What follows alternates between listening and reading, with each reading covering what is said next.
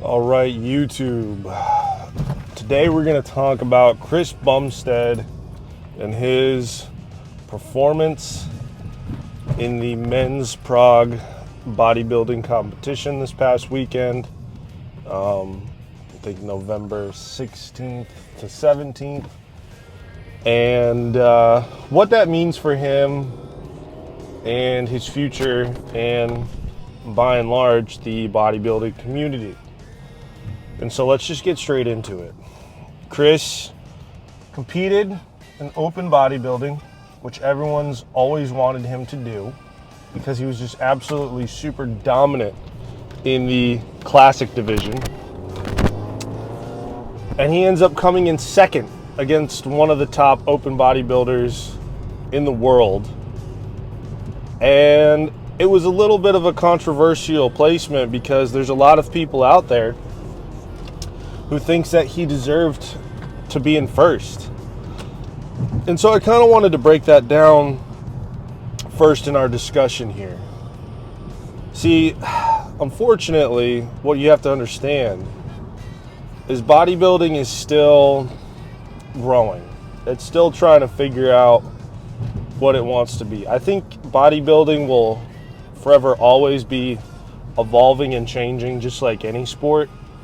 But bodybuilding is not exactly equally as nationally respected as like baseball or football or basketball or, soccer. And what do I mean by that? Or what am I getting at here when I say that? Well, bodybuilding is always trying to become more and more popular. And it's my opinion, as well as it is the opinion of a lot of other people out there, that the only reason why Chris placed second is because it would have reflected very poorly on the bodybuilding community to have someone who has been dominating classic for the last 6 years just one-off decide that he's going to compete in open and beat that.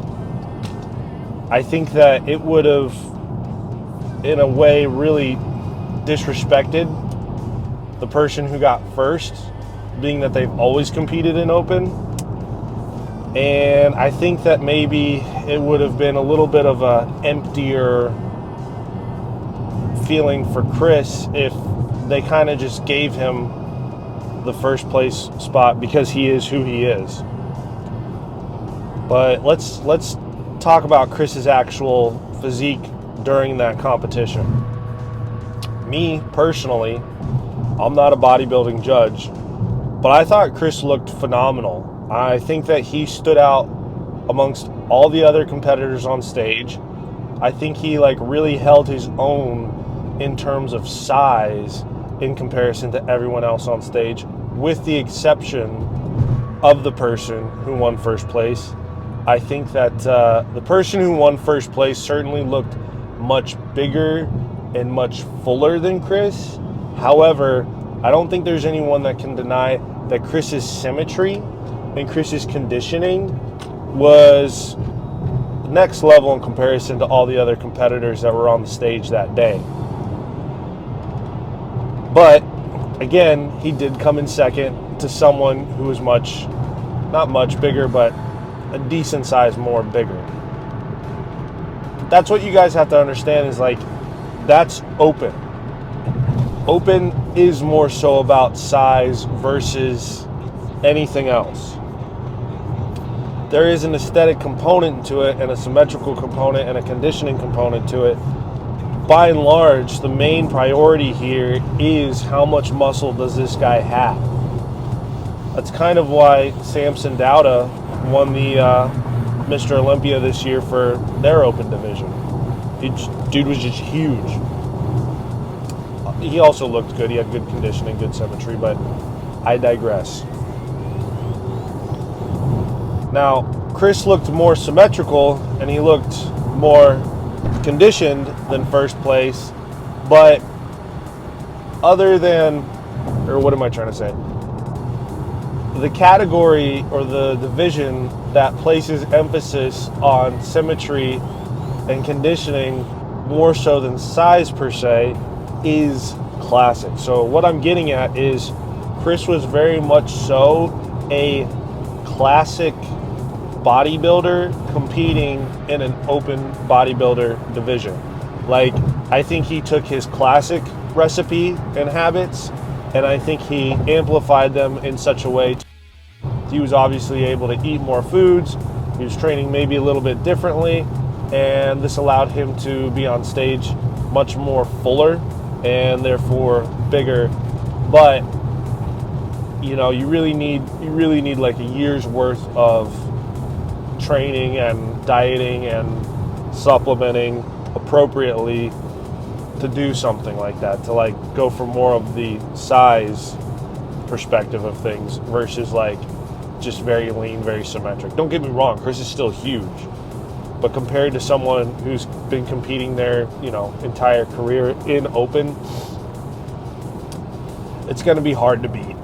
And then, like I said, there is the political component to it, where as much as I'm sure those judges wanted to give Chris first place, the reality of it is he wasn't the biggest one on stage. He just didn't have enough of a open package. He had a great classic package. He didn't have enough of an open package really to win first, unfortunately. I think maybe in a different universe or a different reality somewhere, Chris did win first place, but it wasn't this one. And so what does this mean for Chris now in his career when it comes to bodybuilding? Because as we all know, or as most of you should know, Chris announced his retirement at the end of this year's Mr. Olympia when he won his 6th Mr. Olympia for Men's Classic. And then just kind of sporadically, he had announced, what was it, like a month ago? Not even, that he was going to be competing in the Prague Men's Open bodybuilding competition. And, you know, everyone lost their mind. Everyone was like, yes, finally, we're going to get open division C-bump. And it was super hype. And I think Chris felt that hype. I think he really saw the response by his fans and the bodybuilding community by and large, how positive they received that news of him, you know, trying something new. Now, Chris made it seem like this was just going to be kind of like a one-off thing that he just wanted to do to kind of finish out his career, and something that he just wanted to kind of do for fun and enjoy the moment of, which makes a lot of sense. You know, you win the Men's Olympia for Classic 6 times in a row. It can be really difficult to come off of that high and just call it quits right there and then and say, I'm never going to compete again. I think that this was a much more laid back, much more relaxed, much more fun show for Chris to prep for. And like he mentioned, he started his career in open. And so he kind of wanted to end things in open. But here's the thing. Chris is a great guy. He's very he's just a genuine dude. He's just nice. And he's done a really good job of marketing himself amicably. And he's also done a really good job of surrounding himself with people that are on the same page as him as far as helping him to achieve the goals that he wants to achieve. I think that he's got a really great support system with his wife, his friends, his coach, his family. And I think that, you know, if there ever was a moment in time for Chris to kind of dabble or seriously take into consideration going into the open division, it would be right now. And I think that even though Chris is like, 29? Even if he was like 30, 31, you know, society would say that that's old. But in hindsight, the muscle maturity, the growth potential, I mean, things are really, really nice when you're a competitor in your 30s. Jay Cutler won his Olympias in his 30s. Ronnie Coleman won his Olympias in his 30s. Phil Heath won his Olympias in his 30s. 30 can be a really amazing time for bodybuilders if they've been, if they're dialed in, if they know the right amount of supplements to take, if they know how their body works, if they know how they train, and if they're just vetted in the sport. And so I think that I know we all want Chris to compete in open bodybuilding like regularly, like we all want to see him win the Mr. Olympia open division. He hasn't overtly said no, that he's definitely not going to do it, but he's a really good marketer, he's a really good businessman, and so he might just be dangling that carrot in front of us just so that eyes don't fall off of him immediately now that he's not competing in the Olympia anymore, like Classic anymore. Because Chris still wants to do other things. He wants to take on business ventures, and he wants to be able to have more time for his family.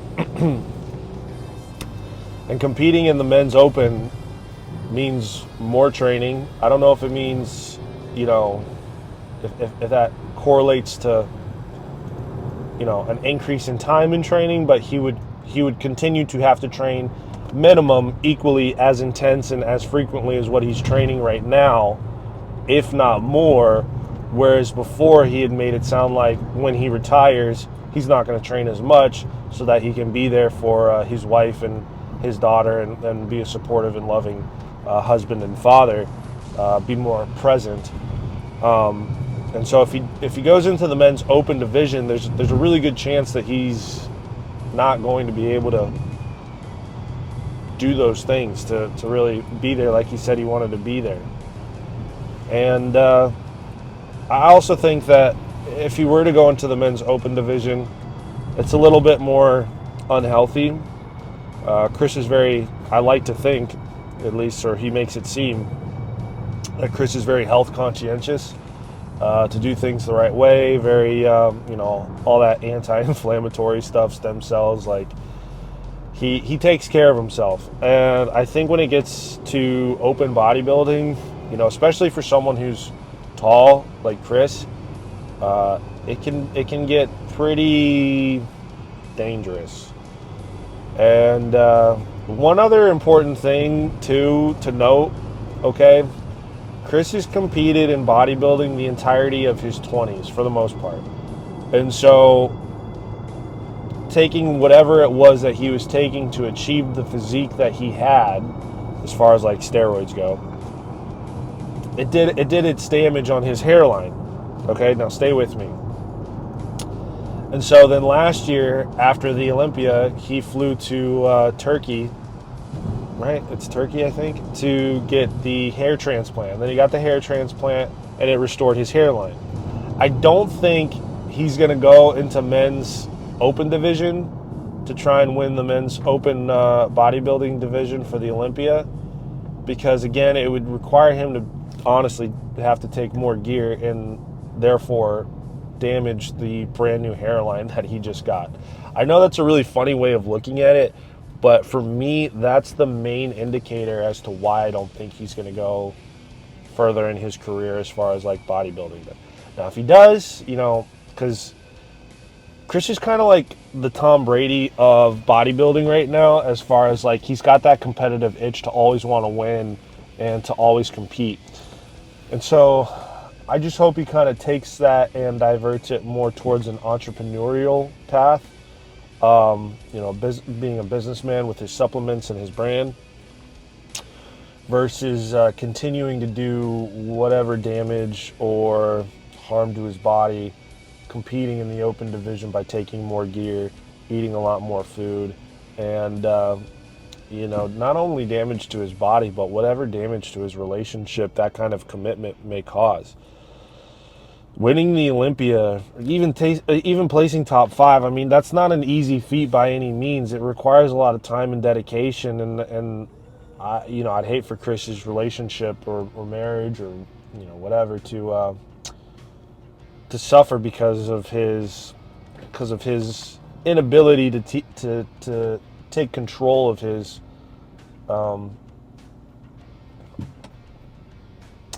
urge to compete. You know, look at what happened to Tom Brady.